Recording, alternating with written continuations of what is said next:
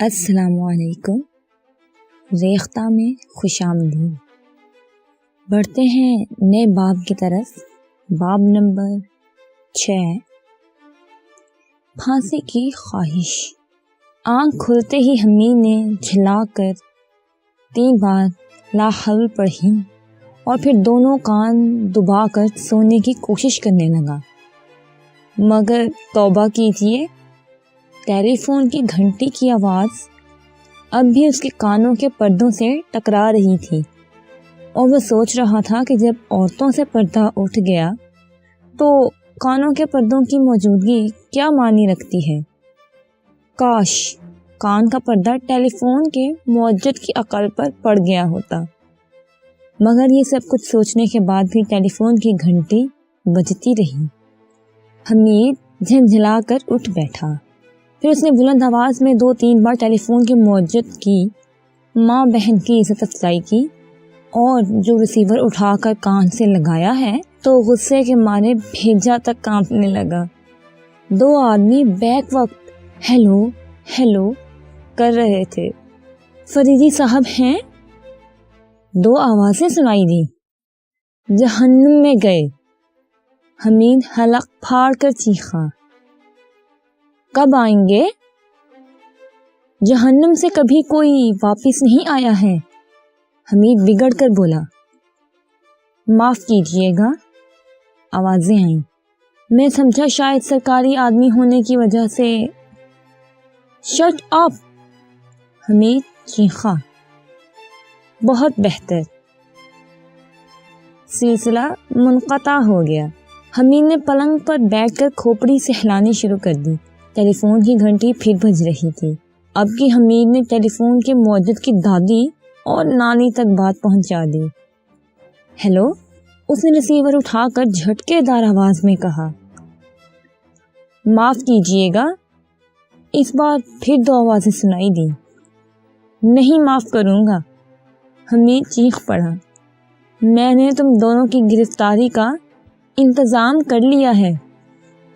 دونوں؟ پھر وہی دونوں، خدا تمہیں غارت کرے۔ بکواس بند کرو، حمید نے چیخ کر کہا۔ کیا؟ دونوں نے کہا۔ معاف کیجیے گا، سنا نہیں۔ میں کہتا ہوں بکواس بند کرو، حمید اتنی زور سے چیخا کہ آواز پھٹ گئی۔ پھر نہیں سنا۔ کیا آپ زور سے نہیں بول سکتے؟ ہاں تمہاری۔ حمید نے ریسیور میز پر پٹخ دیا۔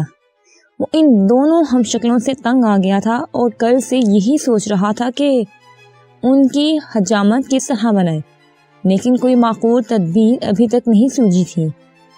فریدی رات سے غائب تھا۔ اس کی عدم موجودگی میں حمید اسی کے کمرے میں سو گیا تھا، لیکن اب سوچ رہا تھا کہ اس سے بڑی بھاری غلطی سرزد ہو گئی تھی۔ اگر وہ اپنے کمرے میں سوتا تو اتنے سویرے کیوں اٹھنا پڑتا؟ حالانکہ اس کے سونے کے کمرے اور فریدی کے بیڈ روم میں ایک ہی دیوار حائل تھی، لیکن اگر وہ اپنے کمرے میں سویا ہوتا تو فریدی کے کمرے میں رکھے ہوئے فون کی گھنٹی اسے نہ جگا سکتی۔ اس نے ریسیور کو میز ہی پر پڑا رہنے دیا اور اٹھ کر باہر چلا گیا۔ سورج طلوع ہو رہا تھا۔ شاید حمید نے کئی ماہ بعد سورج طلوع ہونے کا ناگوار منظر دیکھا تھا، اسی لیے اس نے زیادہ دیر تک اس سے طبیعت بیزار کرنا مناسب نہ سمجھا۔ بیرونی برآمدے میں آ کر اس نے دیکھا کہ فریدی ایک دیسی کتے کو کچے گوشت کے پارچے کھلا رہا ہے۔ کیوں؟ کیا اب دیسی کتوں سے بھی شوق فرمایا جائے گا؟ اس نے بوکھلا کر کہا۔ فریدی نے کوئی جواب نہ دیا۔ وہ کتے کو ان حماق سے دیکھ رہا تھا جو اپنا سر جھٹک جھٹک کر ایک بڑے سے پارچے کو نگلنے کی کوشش کر رہا تھا۔ فریدی نے ایک دوسرے پارچے پر ڈاک کا ایک ٹکٹ چپکایا اور کتے کے آگے ڈال دیا۔ پہلا پارچہ اگل کر اس کی طرف لپکا۔ ہائے! حمید اچھل کر بولا۔ آپ کی طبیعت تو اچھی ہے نا؟ بکو مت، فریدی کرسی کی طرف اشارہ کر کے بولا۔ بیٹھ جاؤ۔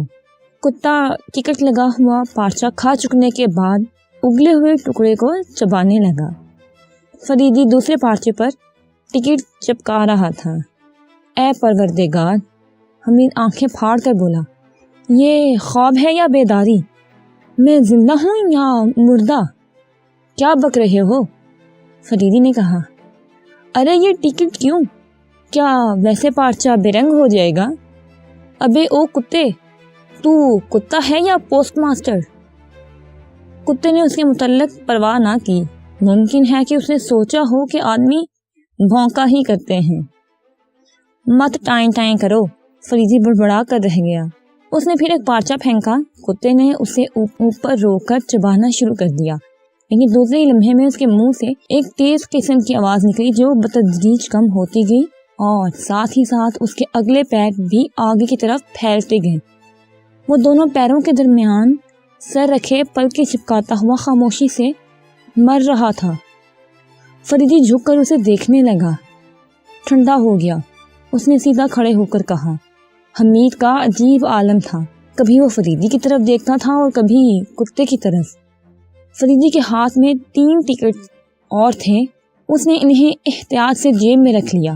یہ کیا ہوا؟ حمید نے احمقوں کی طرح پوچھا۔ دکھائی نہیں دیتا؟ دکھائی دیتا ہے، لیکن اس کی روانگی وزیریہ رجسٹری ہوئی ہے یا ہوائی ڈاک سے؟ آخر آپ مجھے الو کیوں سمجھتے ہیں؟ کیوں جان لی اس غریب کی؟ اسی طرح بیچارہ اختر بھی۔ کیا؟ حمید پھر اچھل پڑا۔ ہاں حمید صاحب، اس کی موت کا باعث بھی ایک ٹکٹ ہی ہوا ہے، یعنی تمہارا سر۔ اتنی معمولی باتوں کی وضاحت مت چاہا کرو۔ باخدا میں نہیں سمجھا۔ کیا تمہیں وہ لفافہ یاد نہیں جو مقتول کے ہاتھ کے نیچے دبا ہوا ملا تھا؟ اسے تو میں بالکل ہی بھول گیا تھا۔ لفافے کا وہ حصہ ہاتھ کے نیچے تھا جس پر ٹکٹ چپکا ہوا تھا۔ غالباً اس نے ٹکٹ کو زبان پر رکھ کر نم کیا ہوگا اور پھر اسے چپکاتے ختم ہو گیا۔ زہر؟ حمید آنکھیں پھاڑ کر بولا۔ اتنا سریع اثر؟ اس کتے کی موت تو دیکھ ہی چکے ہو۔ دیکھو نا، اس پارچے کو کچلتے ہی کچلتے اس کی موت واقع ہو گئی۔ حلق کے نیچے اتارنے کی نوبت ہی نہیں آئی۔ ٹکٹ کے پیچھے لگی ہوئی گوند زہریلی ہے۔ کون سا زہر ہو سکتا ہے؟ پوٹاشیم سائنائڈ، فریدی نے کہا۔ اس سے زیادہ سریع الاثر زہر دنیا میں کوئی اور نہیں۔ زبان پر رکھا اور بیڑا پار۔ اختر کی لاش کی پوسٹ مارٹم رپورٹ بھی یہی کہتی ہے کہ موت پوٹاشیم سائنائڈ ہی سے واقع ہوئی ہے۔ یہ ٹکٹ تھے کہاں؟ اسی میز پر جہاں اس کی لاش پائی گئی تھی۔ اور پوسٹ مارٹم کی رپورٹ ملنے سے پہلے ہی آپ نے ان ٹکٹوں پر قبضہ کر لیا تھا؟ قطعی۔ آپ کا ذہن ادھر پہنچا کیسے تھا؟ نہایت آسانی سے۔ یہ تو پہلے ہی ثابت ہو چکا تھا کہ موت خنجروں سے نہیں ہوئی تھی، پھر وہ کوئی زہر ہی رہا ہوگا۔ لیکن اس موت میں بھی لاش کی وہ حالت نہ ہونی چاہیے تھی جس میں ہم نے اسے پایا۔ مجھے پوٹاشیم سائنائڈ کے علاوہ ہر زہر تھوڑی دیر تک تڑپاتا ضرور ہے۔ لفافہ برآمد ہوتے ہی میرا ذہن پوٹاشیم سائنائڈ کے امکانات پر غور کرنے لگا تھا۔ اس لفافے میں کیا تھا؟ ایک خط جو اس نے اپنے کسی دوست کو لکھا تھا۔ اسے خط کے ذریعے مجھے معلوم ہوا کہ وہ اور نعیمہ اس دوست تک پہنچنے والے تھے۔ میں تو کہتا ہوں کہ یہ انہی دونوں مردودوں کی حرکت ہے، حمید بولا۔ وہ اتنی دیدہ دلیری کے ساتھ قانون کو بے بس کر سکتے ہیں، قتل کی بھی ہمت رکھتے ہوں گے۔ فرزند من، فریدی مسکرا کر بولا۔ پوٹاشیم سائنائڈ استعمال کر چکنے کے بعد خنجروں والی حماقت کی کیا ضرورت تھی؟ ہمیں الو بنانے کے لیے، یہ ثابت کرنے کے لیے کہ اگر ہم مجرم ہوتے تو لاش میں اپنا خنجر چھوڑنے کی حماقت کبھی نہ کرتے۔ خوب، فریدی مسکرا کر بولا۔ آج کل کافی عقل مند ہو رہے ہو۔ اب آپ پوچھیں گے نہیں کہ انہیں یہ ظاہر کرنے کی ضرورت ہی کہ محسوس ہوئی کہ ان کا تعلق اس قتل سے ہے؟ ضرور پوچھوں گا، فریدی ہنس کر بولا۔ ظاہر ہے کہ انہوں نے اسے اسی لیے قتل کیا کہ وہ اس کے ساتھ بھاگ رہی تھی۔ تفتیش میں اگر یہ بات ظاہر ہو جاتی تو ان دونوں پر ضرور شبہ کیا جاتا، لہٰذا انہوں نے علل اعلان خود ہی خنجر لگا کر ہمیں شبہ ہی نہیں بلکہ یقین کر لینے کی دعوت دے دی۔ اس طرح ہم اس الجھن میں پڑ سکتے ہیں کہ ممکن ہے کہ کسی اور نے انہیں پھنسانے کے لیے ان کے خنجر استعمال کیے ہوں۔ بہت اچھے، تم یقیناً سوچنے کی عادت ڈال رہے ہو، فریدی بولا۔ کیا میں غلط کہہ رہا ہوں؟ نہیں، تمہارے دلائل مان لینے کے قابل ہیں۔ پھر کیا؟ ان دونوں کو حراست میں لے لیا جائے؟ لیکن شمس کے لیے کیا کرو گے؟ فریدی بولا، کیونکہ ابھی تک اس نے گھر سے غائب رہنے کی کوئی معقول وجہ نہیں بتائی، لیکن وہ تمہاری نظروں میں مشتبہ نہیں ہے اسی حد تک، حمید نے کہا، جہاں تک اس کے اس بے تکے بیان کا تعلق ہے کہ اس نے وہ رات منٹو پارک میں گزاری تھی، وہ ہمیں ابھی تک نشے ہی کی حالت میں ملا ہے، اس لیے اس کی بیان کی کوئی اہمیت ہی نہیں رہ جاتی۔ ایسی صورت میں اگر وہ منٹو پارک کے بجائے سعادت حسین منٹو پارک کا بھی حوالہ دے تو آپ کو برا نہ ماننا چاہیے۔ فریدی مسکرانے لگا، پھر اس نے ہنس کر کہا، تم اب بھی صبح اٹھنے کے فوائد کے قائل نہ ہو تو پھر تم پر 3 حرف۔ ہمیں ضرورت سے زیادہ سنجیدہ نظر آ رہا تھا۔